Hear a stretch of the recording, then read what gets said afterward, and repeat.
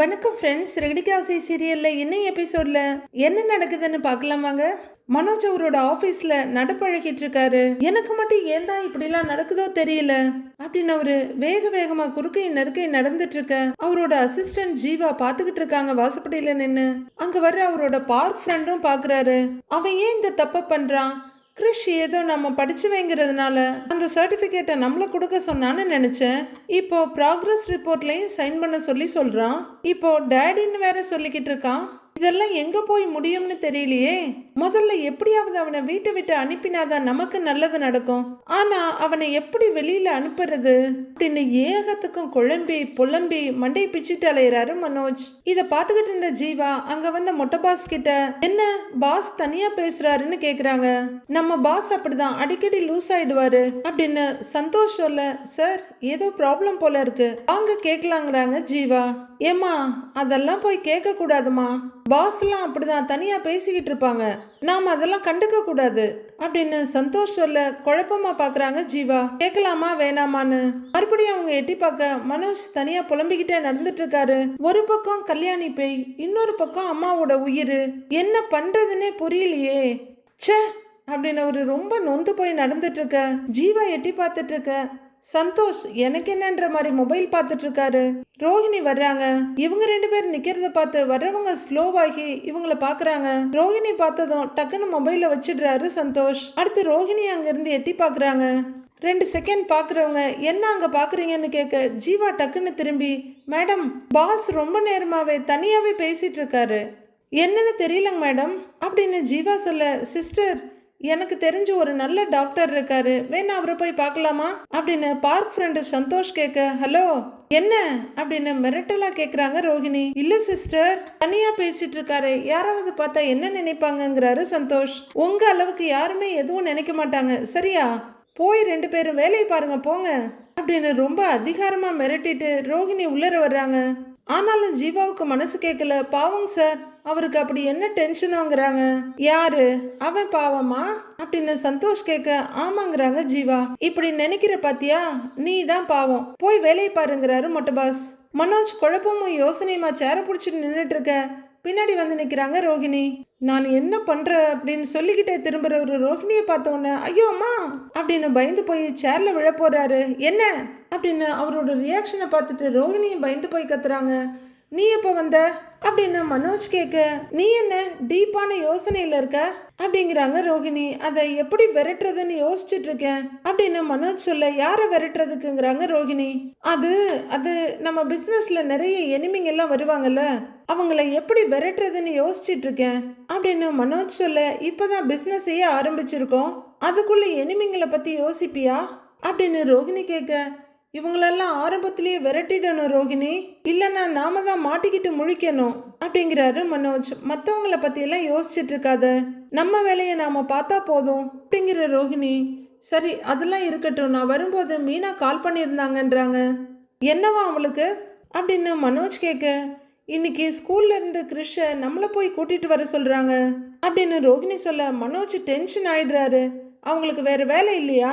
அந்த பையனுக்கு baby sitter பாக்குறது தான் நம்ம வேலையா?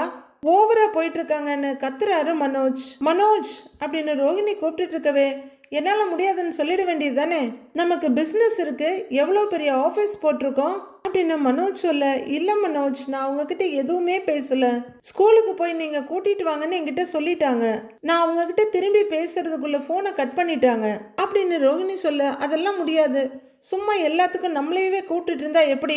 அவளும் அந்த முத்துவன் தானே அந்த பையனை வீட்டில் கொண்டு வந்து வச்சாங்க, அவனையே கூட்டிட்டு வர சொல்லு அப்படின்னு மனோஜ் சொல்ல, இல்ல மனோஜ் இப்பெல்லாம் கிறிஷ் உன் கூட தானே அட்டாச்சா இருக்கான் அப்படின்னு ரோஹிணி சொல்ல, அதுதான் என் பிரச்சனையே, இப்படி அவனுக்காக எல்லாத்தையும் பண்ணிக்கிட்டு இருந்தா அவனே அப்புறம் அட்வான்டேஜ் எடுத்துக்குவான், அதனால நாம போக வேணாங்கிறாரு மனோஜ். இல்ல மனோஜ் நான் சொல்றத கொஞ்சம்னு ரோஹிணி ஆரம்பிக்க, நீ எதுக்கு அவனுக்கு சப்போர்ட் பண்ற, போக முடியாது விட்டுடு அப்படின்னு தீர்மானமா சொல்லிட்டு அவரோட இடத்துல போய் உட்கார போறாரு மனோஜ். வீடா இருந்தா இந்நேரம் கல்யாணி போய் வந்திருக்கோம், ஆபீஸ் ரொம்ப தூரமா இருக்கிறதுனால வர முடியலையே என்னமோ. நமக்கு இருக்க அதே சந்தேகம் மனோஜுக்கும் இருக்கு. ஐயையோ, இப்ப முடியாதுன்னு சொன்னா ரோகிணி உடம்புல அந்த கல்யாணி பேய் வந்துருவாளே, ஸ்கூல்ல போய் கூட்டிட்டு வர்றது தானே, பேசாம நாமளே பண்ணிடுவோம் அப்படின்னு பயத்தோட யோசிக்கிறவரு ரோகிணியை பாக்குறாரு. ரோகிணி நிதானமா அவர் பக்கத்துல நடந்து வர்றத பார்க்கவே அவருக்கு பயமாயிடுது. நடுங்கிக்கிட்டு, நீ ரோகிணி தானே அப்படின்னு கையை நீட்டி கேக்குறாரு. என்ன மனோஜ் இப்படி கேக்குற அப்படின்னு ரோகிணி கேட்க அப்பாடான்னு இருக்கு அவருக்குள்ள. இவர் ரோகிணி தான்னு சொல்லிக்கிறாரு. என்ன சொல்ற, எனக்கு ஒண்ணுமே புரியல அப்படின்னு ரோகிணி சொல்ல, மறுபடியும் இந்த பக்கமா டேபிளை சுத்தி ரோகிணி கிட்ட வர்றவர், அது ஒண்ணும் இல்ல, சரி வா நம்ம 2 பேர் போய் கூட்டிட்டு வரலாங்கிறாரு. இப்பதானே வேணான்னு சொன்னாங்கிறாங்க ரோகிணி. சொன்னேன், இருந்தாலும் அந்த பையன் ஸ்கூல்ல வெயிட் பண்ணுவான்ல, சரி வா அப்படியே கூட்டிக்கிட்டு வீட்டுக்கு போயிடலாம் அப்படின்னு மனோஜ் நடக்க ஆரம்பிக்க, பரவாயில்ல நம்ம பிளான் ஒர்க் அவுட் ஆகுது அப்படின்னு சந்தோஷ சிரிப்போட ரோஹிணியும் கூட போறாங்க. வீட்டுல டிவி பார்த்துட்டு இருக்க முத்து மீனான்னு கூப்பிட, கிராஸ் பண்ணி போன மீனா அப்படிங்கிறாங்க. இங்க வாயான்னு கூப்பிடுறாரு. அப்படின்னு வந்து நிக்க, உங்ககிட்ட ஒன்னு சொல்ல மறந்துட்டேன், இன்னைக்கு யாரை பார்த்தேன் தெரியுமா, என் பழைய ஃப்ரெண்டு கோபியை பார்த்தேன் அப்படின்னு முத்து சொல்ல, அப்படியா நான் ஆர்வமா கேக்குறாங்க மீனா.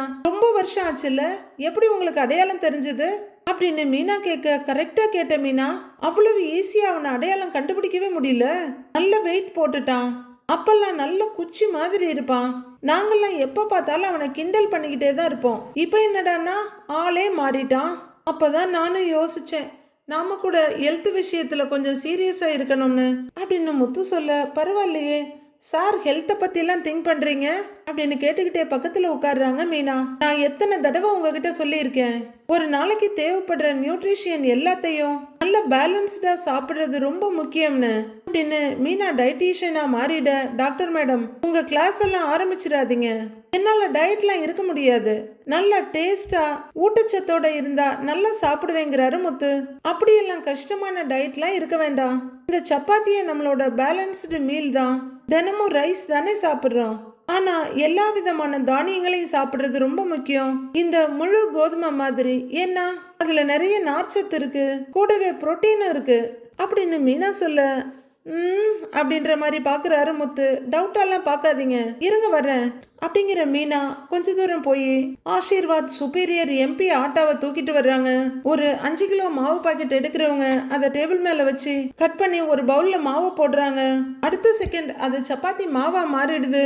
அப்புறம் அந்த டோ சின்ன சின்ன பாலா மாறிடுது, அந்த சின்ன சின்ன பால் சப்பாத்தியா மாறிடுது. அடுத்து அந்த சப்பாத்தி தவாவுக்கு மாறி ஹாட் பாக்ஸுக்குள்ள வந்து முத்துவோட பிளேட்டுக்கும் வந்துடுது. முத்துவும் வந்து சாப்பிட உட்கார மீனா போட்டுட்டு இருக்காங்க. கூடவே கொஞ்சம் வெஜ்ஜு குருமாவையும் ஊத்துறாங்க. முத்துவும் அந்த சப்பாத்தியில கொஞ்சத்தை பிச்சு கொஞ்சம் குருமாவை தொட்டு வாயில போடுறவரு, மீனா சூப்பரா டேஸ்டா இருக்குங்கிறாரு. அதான் நான் சொன்னேன்ல, ஆசீர்வாத் சுப்பீரியர் எம்பி ஆட்டால சப்பாத்தி பண்ணா நல்ல சாஃப்டாவும் டேஸ்டாவும் இருக்கும், புரோட்டீன் ஃபைபரோட பேலன்ஸ்டாவும் இருக்கும், இத டெய்லி சாப்பிட்டா நம்ம மொத்த குடும்பத்துக்கு தேவையான நியூட்ரிஷியன் கரெக்டா கிடைக்கும் அப்படின்னு மீனா சொல்ல, கரெக்ட் அப்படின்னா இன்னையில இருந்து நான் கரெக்டா பேலன்ஸ்டா சாப்பிட போறேன், நாம இந்த மாதிரி ரெகுலரா சாப்பிட ஸ்டார்ட் பண்ணிடலாம், என்ன சொல்ற அப்படின்னு முத்து கேட்க, சரிங்க அப்படிங்கிற மீனா மறுபடியும் கிச்சனுக்கு போய் சப்பாத்தி போட ஸ்டார்ட் பண்ணிடுறாங்க. இப்பெல்லாம் சீரியலுக்கு நடுப்புறெல்லாம் விளம்பரம் வர்றதில்ல, சீரியலே விளம்பரமா தான் போயிட்டு இருக்கு. கிறிஷ் ஸ்கூல்ல வெயிட் பண்ணிட்டு இருக்காரு, நிறைய குழந்தைங்க அவங்க பேரண்ட்ஸோட போய்கிட்டு இருக்காங்க. அப்போ ஒரு கார் வந்து நிக்குது, அதுல இருந்து மிஸ்டர் பி இறங்குறாரு. கிறிஷை பார்த்துக்கிட்டே, கல்யாணி காசு கேட்டாலும் தரமாட்டேங்கிற, என் போனையும் அட்டன் பண்ண மாட்டேங்கிற, உன்னை எப்படி என் வழிக்கு கொண்டு வர்றேன் பாரு அப்படின்னு மனசுக்குள்ள சொல்லிக்கிட்டே கிறிஷ் கிட்ட வர்றாரு. தம்பி ரொம்ப நேரமா வெயிட் பண்றியா, வா போலாங்கிறாரு. யார் நீங்கன்னு கிறிஷ் மிரட்டலா கேட்க, கிறிஷ் தானே நீங்க அப்படின்னு அவரு கேட்க, ஆமாங்கிறாரு கிறிஷ். உன்னதான்ப்பா கூப்பிட வந்தேன் அப்படின்னு பிஏ சொல்ல, நீங்க யாருன்னே எனக்கு தெரியாது, என்னை கூப்பிட எங்க அம்மா வருவாங்க அப்படின்னு கிறிஷ் சொல்ல, உங்க அம்மா பேரு கல்யாணி தானேங்கிறாரு அவரு. கிறிஷ் ஒன்னும் சொல்லாம அமைதியா பாக்குறாரு. இதுதானே உங்க அம்மான்னு ரோஹிணியோட போட்டோவை காமிக்கிறாரு. கிறிஷ் எந்த பதிலும் சொல்லாம அவங்க அம்மா போட்டோவையும் பிஏவையும் மாறி மாறி பாக்குறாரு. உடனே ரொம்ப விவரமா, இல்ல இது ரோஹிணி ஆண்டிங்கிறாரு கிறிஷ். பயப்படாதப்பா, ரோஹிணி தான் உண்மையான அம்மான்னு எனக்கு தெரியும், நான் ரோஹிணியோட க்ளோஸ் ஃப்ரெண்டு தான், உங்க அம்மாவுக்கு கடையில முக்கியமான வேலை இருக்குதான், அதனால அவங்களால வர முடியல, என்னை அனுப்பி உன்னை கூட்டிட்டு வர சொன்னாங்க அப்படின்னு மிஸ்டர் பிஏ சொல்ல, இல்ல ஸ்ட்ரேஞ்சர் கூட எல்லாம் போகக்கூடாதுன்னு எங்க அம்மா சொல்லியிருக்காங்க அப்படின்னு கிறிஷ் சொல்ல, உங்க அம்மா மாதிரியே நீயும் நல்ல பிரில்லியன்ட்ரா. ஆனா நான் ஸ்ட்ரேஞ்சர் இல்ல, உங்க அம்மாவோட ஃப்ரெண்டு தான். அவங்க தான் உன்னை கூட்டிட்டு வர சொன்னாங்க. வரும்போது உனக்கு ஐஸ்கிரீம் வாங்கி கொடுக்க சொன்னாங்கங்கிறாரு பிஏ. என்ன ஐஸ்கிரீமு அப்படின்னு கிறிஷ் கோட்வேர்டு கேட்கிறாரு போல. கொஞ்ச நேரம் யோசிக்கிற மிஸ்டர் பிஏ, உன்னோட ஃபேவரேட் வெனிலா ஐஸ்கிரீம் தானே அப்படின்னு கேட்க, ஆமா உங்களுக்கு எப்படி தெரியும்னு கிறிஷ் கேக்குறாரு. உங்க அம்மா தான்ப்பா சொன்னாங்க. இல்லன்னா எனக்கு எப்படி தெரியும்? நான் உனக்கு ஐஸ்கிரீம் வாங்கி தரேன், அதுக்கப்புறம் உன்னை உங்க அம்மா கிட்ட கூட்டிட்டு போறேன், சரியா? வா போலான்னு பிஏ கூப்பிட, அம்மா தான் சொன்னாங்களா, அப்ப வாங்க போலாம் அப்படின்னு கிறிஷ் இறங்கி அவர் கூட கிளம்புறாங்க. அவசரமா கூட்டிட்டு வந்து காரோட பின் சீட்ல ஏத்தி விட்டுட்டு இவர் முன் சீட்ல ஏற டிரைவர் கார் எடுக்கிறாரு. மனோஜ் காரை நிறுத்த ரோஹிணி இறங்க அவரும் இறங்குறாரு. அப்படியே ஒரு பார்வை பார்த்துட்டு, எங்க கிறிஷ காணோம், இன்னும் வரலையான்னு கேக்குறாங்க ரோஹிணி. இல்லையே, எல்லா பசங்களும் போயிட்டாங்களே அப்படின்னு சொல்ல, இவங்களும் இப்படி இப்படின்னு பார்த்துட்டு, ஆமா நான் உள்ள போய் பார்த்துட்டு வந்துடுறேன் அப்படின்னு ரோஹிணி ஸ்கூலுக்குள்ள வர்றாங்க. நிறைய குழந்தைங்க போயிட்டு இருக்க, அதுல கிறிஷ் இருக்காரான்னு பாக்குறாங்க.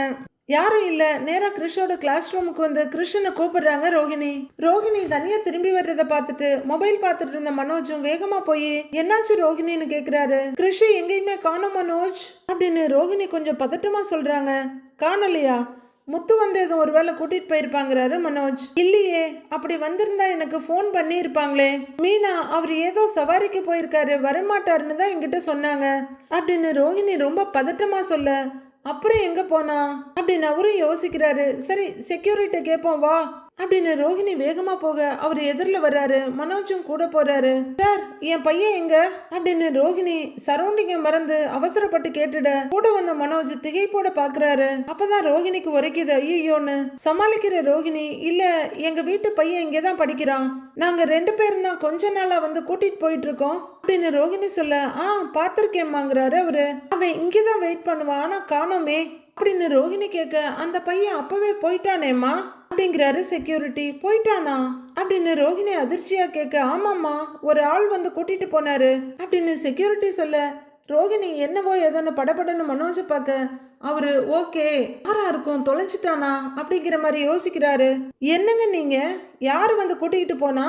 நாங்க வராம பையனை நீங்க எப்படி அனுப்பலாம் அப்படின்னு ரோஹிணி கேட்க, இல்லம்மா அந்த பையனை ஒரு ஆள் வந்து கூட்டிட்டு போனாரு, வந்தவர் தெரிஞ்ச ஆள் மாதிரி நல்லா பேசிக்கிட்டு இருந்தாரு அப்படின்னு செக்யூரிட்டி சொல்ல, ரோஹிணிக்கு பயமாயிடுது. அப்படியே பயத்தோட யோசனை பண்றாங்க. மனோஜுக்கு மனசுக்குள்ள சந்தோஷமா இருக்கு. அவன் சின்ன பையங்க, அவனுக்கு என்ன தெரியும், ரெகுலரா வர்றவங்க இல்லாம வேறொருத்தவங்க கூட நீங்க எப்படி அனுப்புனீங்கன்னு ரோஹிணி கத்திட்டு இருக்காங்க. ரோஹிணி நீ வாங்குறாரு மனோஜ். எதுக்கு மனோஜுங்கிற மாதிரி ரோஹிணி பார்க்க, வாங்குறேன் அப்படின்னு மனோஜ் நடக்க ஆரம்பிக்க ரோஹிணி கூட போறாங்க. மனோஜ் கார் கிட்ட வர, மனோஜ் என்ன அப்படின்னு கேட்க, நீ கார்ல ஏறு போலாங்கிறாரு அவரு. கிறிஷ காணோம் மனோஜ், யாரோ கூட்டிட்டு போயிருக்காங்க, யாருன்னே தெரியல, நாம விசாரிக்க வேண்டாமா அப்படின்னு ரோஹிணி சொல்ல, மனோஜ் ஒரு முடிவோட, அதெல்லாம் இருக்கட்டும் நீ கார்ல ஏறுங்கிறாரு. கிறிஷ தேட போறோமான்னு ரோஹிணி கேட்க, நான் சொல்றேன் நீ வாங்குறாரு அவரு. ரோஹிணிக்கு ஒன்னும் புரியல, ஒரே குழப்பமா அப்படியே வந்து கார்ல உட்காடுறாங்க. வீட்டுக்கு வந்துடுறாங்க 2 பேரும். அம்மா அம்மா அப்படின்னு மனோஜ் கூப்பிட்டுக்கிட்டே வர, பூஜை ரூம் பக்கத்துல இருந்து என்னடான்னு கேட்டுட்டு வர்றாங்க விஜயா. இந்த பக்கம் அண்ணாமலையும் முத்துவும் பேசிட்டு இருக்க, பக்கத்துல மீனா நின்று இருக்காங்க. என்னடான்னு விஜயா கேட்க, அம்மா விஷயம் தெரியுமா, கிறிஷ் போயிட்டாங்கிறாரு மனோஜ். ஏய் என்னடா சொல்லிட்டு இருக்கிற, எங்க போயிட்டான்னு முத்து திரும்பி கேக்குறாரு. யாருக்கு தெரியும், எங்கேயோ போயிட்டான் அப்படின்னு அவரு ஜாலியா சொல்லிட்டு இருக்க. என்னடா சொல்லிட்டு இருக்கன்னு கேக்குறாரு அண்ணாமலை. அவன் எங்கேயோ காணாம போயிட்டான்பா அப்படின்னு மனோஜ் சந்தோஷமா சொல்ல, காணாம போயிட்டானா அப்படின்னு முத்துவும் மீனாவும் ஒரே குரல்ல அதிர்ச்சியோட கேக்குறாங்க. முத்து படார்னு எழுந்து நிக்கிறாரு. அண்ணாமலை மெதுவா எழுந்திருக்கிறாரு. ரோஹிணி மெதுவா இதெல்லாம் பார்த்துக்கிட்டு உள்ளர நடந்து வர்றாங்க. அப்பாடா, இந்த வீட்டை பிடிச்ச தொல்லை போயிடுச்சு அப்படின்னு விஜயா கையை விரிச்சு நிம்மதியா சொல்ல, எப்ப என்ன பேசுறதுன்னு தெரியாத உனக்கு, காணோம்னு சொல்லிட்டு இருக்கிறான், அதுல உனக்கு என்ன சந்தோஷம் அப்படின்னு அண்ணாமலை கேக்குறாரு. டேய் என்னடா காணோம்னு சொல்ற, என்ன நடந்துச்சுன்னு முதல்ல தெளிவா சொல்லிடாங்கிறாரு முத்து. ரோஹிணி கிறிஷ் எங்கம்மா அப்படின்னு கலங்கி போய் நிக்கிற ரோஹிணியை பார்த்து கேக்குறாரு அண்ணாமலை. இல்ல அங்கிள், நாங்க கிறிஷ கூப்பிட ஸ்கூலுக்கு போனோம், ஆனா யாரோ ஒருத்தர் அங்க வந்து கிறிஷ கூட்டிட்டு போயிட்டாங்கன்னு அங்க இருக்க செக்யூரிட்டி சொன்னாருங்க அங்கிள் அப்படின்னு ரோஹிணி சொல்ல, யார் வந்து கூட்டிட்டு போனாங்க அப்படின்னு முத்து வேகமா கேக்குறாரு. தெரியலைங்க முத்து அப்படின்னு ரோஹிணி சொல்ல, அது எப்படி யாரோ வந்து கூட்டிட்டு போக ஸ்கூல்ல இருந்து விடுவாங்க, அங்க படிக்கிற பசங்களுக்கு அந்த ஸ்கூல் தானே பொறுப்பு அப்படின்னு மீனா பாஞ்சிக்கிட்டு வர்றாங்க. ரோஹிணிக்கு என்ன சொல்றதுன்னே தெரியல. அப்படியே பயமோ கலக்கமுமா பார்க்க, அவனை யாரும் தூக்கிட்டு எல்லாம் போகல, வந்தவங்க கூட அவனே கிளம்பி போயிருக்கான் அப்படின்னு மனோஜ் சொல்ல, நல்ல விஷயம் தானே, அவனே காணாம போயிட்டான், அப்புறம் எதுக்கு நீங்கெல்லாம் கவலைப்படுறீங்க அப்படின்னு சொல்லிட்டு விஜயா நடக்க ஆரம்பிக்க, உங்ககிட்ட யாராவது கேட்டாங்களா இப்ப பேசாம இருங்க சொல்லிட்டேன்னு பயங்கர கோவமா முத்து சொல்ல, உன் கோவத்தெல்லாம் கொண்டு எங்கேயாவது வச்சுக்கடா போடா அப்படின்னுட்டு ஜாலியா போறாங்க விஜயா. டேய் முதல்ல நீ ஸ்கூலுக்கு போனியா இல்லையா அப்படின்னு முத்து மனோஜ் முன்னாடி வந்து கேட்க, டேய் ஸ்கூலுக்கு போய் அதுக்கப்புறம் காலேஜுக்கு போய் படிச்சுதான்டா இப்ப பிசினஸ் மேன் ஆயிருக்கேன் அப்படின்னு மனோஜ் சொல்ல, டேய் மனோஜ் விளையாடிட்டு இருக்காத, அடிச்சு கிடிச்சு மூஞ்செல்லாம் உடைச்சிருவேங்கிறாரு முத்து. டேய் அதான் சொல்றேன்ல, நாங்க போனோம் பார்த்தோம் இல்லைங்கிறேன்ல அப்படின்னு மனோஜும் கோவமா சொல்றாரு. ரோஹிணி ஸ்கூல் ஃபுல்லா நல்லா தேடி பார்த்தீங்களா, வேற யாராவது பையனை கூட்டிட்டு போனதை பார்த்துட்டு சொல்ல போறாங்க அப்படின்னு மீனா சொல்ல, இல்லைங்க நான் நல்லா தேடி பார்த்துட்டேன், அங்க எங்கேயுமே இல்ல, ஏதோ ஒரு ஆள் வந்து கூட்டிட்டு போனதா சொன்னாங்க அப்படின்னு ரோஹிணி அழாத குறையா சொல்றாங்க. மீனாவும் அண்ணாமலையும் ஒருத்தர் பாத்துக்கிறாங்க, ஒருவேளை பாட்டி வந்து கூட்டிட்டு போயிருப்பாங்களோ அப்படின்னு அண்ணாமலை கேட்க, மீனா அப்படியாங்கிற மாதிரி ரோஹிணிய பார்க்க, ரோஹிணி இல்லைன்ற மாதிரி கண்ணாலேயே ஜாட காட்டுறாங்க. மாமா அவங்க ஊர்ல தான் இருக்காங்க, இன்னும் திரும்ப வரல அப்படின்னு மீனா சப்போர்ட் பண்ண, யாரோ ஒரு ஜென்ஸ் தான் வந்து கூட்டிட்டு போனாங்களாம் அப்படின்னு ரோஹிணி சொல்ல, அப்ப யாராவது சொந்தக்காரங்களா இருக்கும், யார் கூட்டிட்டு போனா என்ன, எப்படி இருந்தாலும் அவன் இங்க இருந்து போக வேண்டியவன் தானே அப்படின்னு விஜயா சாவகாசமா அவங்க ஃபேவரட் சேர்ல உட்காந்துட்டு சொல்றாங்க. விஜயா எப்படி இருந்தாலும் அவங்க பாட்டி நம்ம பொறுப்புல விட்டுட்டு போயிருக்காங்க, அவங்க வந்து கேட்டா நாம தானே பதில் சொல்லணும் அப்படின்னு அண்ணாமலை கேட்க, முதல்ல அந்த பொம்பளை இங்க வருமானே தெரியல அப்படின்னு விஜயா ஜாலியா சொல்லிட்டு இருக்காங்க. இப்ப கிருஷ் எங்க போயிருப்பான், யார் கூட்டிட்டு போயிருப்பாங்க அப்படின்னு மீனா கேக்குறாங்க. முத்துவும் படபடப்பா யோசிக்கிறாரு. அவரோட பார்வை அப்படியே விஜயா கிட்ட போகுது. இத பத்தி எனக்கு எந்த கருத்தும் இல்ல, போனானா தொலைஞ்சான், நான் நிம்மதிங்கிற மாதிரி விஜயா உட்கார்ந்து இருக்கதை பார்த்துட்டு முத்து விஜயாவோட பக்கத்துல வந்து நின்று அவங்களையே குறுகுறுன்னு பார்த்துட்டு இருக்காரு.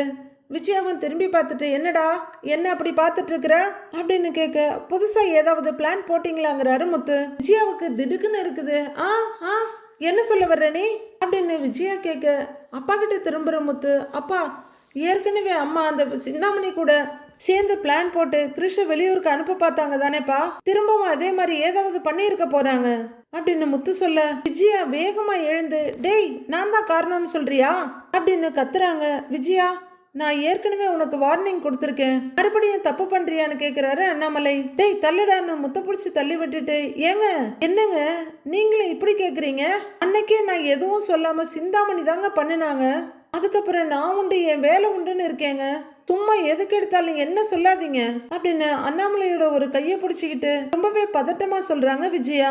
அப்போ ரோஹிணியோட மொபைல் ரிங் ஆகுது. எல்லாரும் அங்க திரும்பி பார்க்க, யார் ரோஹிணின்னு கேட்டுட்டு மனோஜ் வந்து பக்கத்துல நிக்கிறாரு. உடனே கிளையண்ட் அப்படின்ற யூஸ்வல் பொய்யை அவுத்து விட்டுட்டு ரோஹிணி உள்ளர போறாங்க.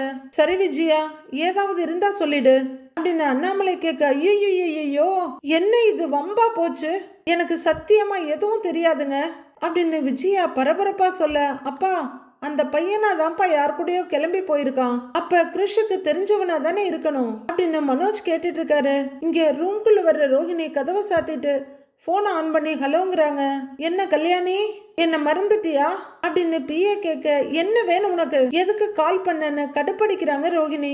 இந்த டயத்துல நான் எதுக்கு உனக்கு போன் பண்ணணும், பாவம் நீ தேடிக்கிட்டு இருப்பல்ல அப்படின்னு பிஏ கேட்க, என்னது அப்படின்னு அதிர்ச்சியா கேக்குறாங்க ரோஹிணி. அதான் உன் பையன் கிருஷ காணும்னு தேடிக்கிட்டு இருப்பல்ல அப்படின்னு மிஸ்டர் பிஏ கேட்க, ரோஹிணிக்கு உலகமே சுத்த ஆரம்பிச்சிருது. ரொம்ப வேகமா கதவை பார்த்துட்டு, டேய் என்னடா சொல்ற அப்படின்னு கேக்குறாங்க. உன் பையனை கூட்டிட்டு வந்ததே நான் தான் அப்படின்னு பிஏ சொல்ல, பக்கத்து சேர்ல கிருஷ் உட்கார்ந்து இருக்காரு. அவனை ஏன்டா கூட்டிட்டு போன அப்படின்னு ரோஹிணி பல்ல கடிச்சிட்டு கேட்க, கூட்டிட்டு போகல கடத்திட்டு வந்திருக்கேங்கிறாரு அவரு சாவகாசமா. ஆனா பரவாயில்ல, உன் பையன் சமத்தா உங்க அம்மா கூட்டிட்டு வர சொன்னாங்கன்னு சொன்ன உடனே வந்துட்டான், குட் பாய்ங்கிறாரு பிஏ.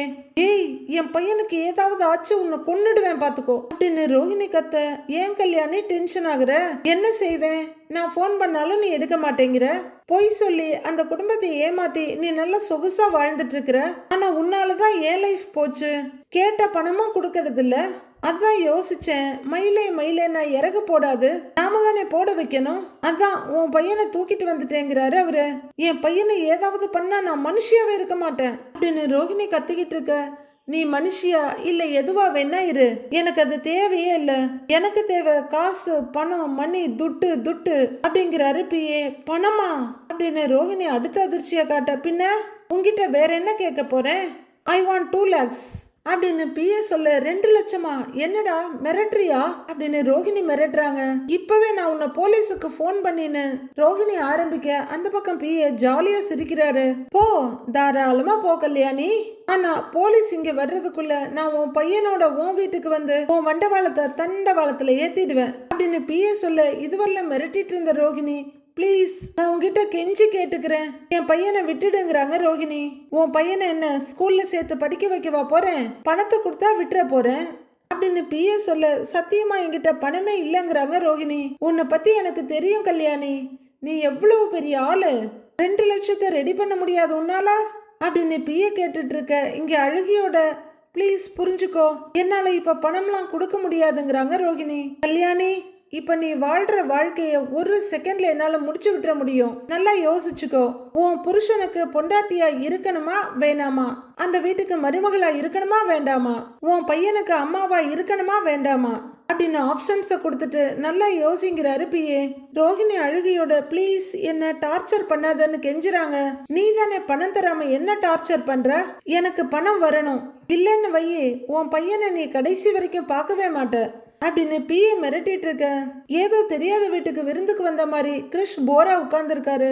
ஏதோ யோசிக்கிற ரோகிணி அழுகையை நிறுத்திட்டு முகத்தெல்லாம் தொடச்சிக்கிட்டு இந்த பக்கம் வர்றதுக்கு திரும்புறாங்க.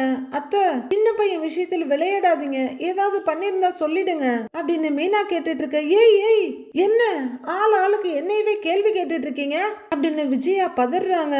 விஜயா, இது விளையாடுற விஷயம் இல்ல அப்படின்னு அண்ணாமலை சொல்ல. நான் ஒன்னும் விளையாடலைங்க, இந்த விஷயத்துல எனக்கு எதுவும் தெரியாது அப்படின்னு விஜயா கத்திக்கிட்டு இருக்க. ஏங்க, ஒருவேளை சிந்தாமணி அத்தைக்கு தெரியாம எதுவும் செஞ்சிருப்பாங்களோ அப்படின்னு மீனா கேட்க.